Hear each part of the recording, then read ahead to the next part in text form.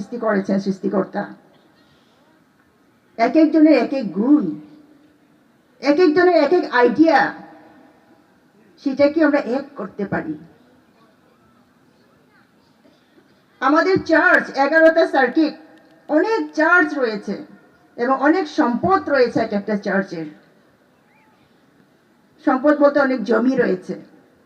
এবং আমরা যদি জিবিসিকে দ্বিখণ্ডিত চিন্তা না করে জিবিসি যদি চিন্তা করি, অনেক সম্পদ সারা বাংলাদেশে যেখানে যেখানে আমরা অবস্থান করছি।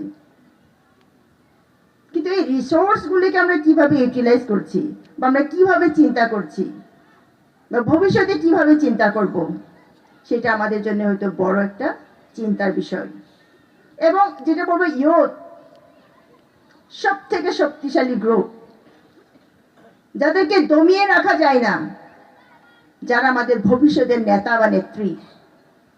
উদ্যোগ সমিতি, সিএস, এরা আমাদের সব থেকে বড় সম্পদ। আমরা যদি তাদেরকে কাজে লাগাতে পারি, তাদেরকে যদি আমরা পথ দেখাতে পারি, তাদের পিছনে যদি তাদের প্রয়োজনীয় সমস্ত কিছু দিয়ে আমরা যদি তাদেরকে সাহায্য করতে পারি, আমার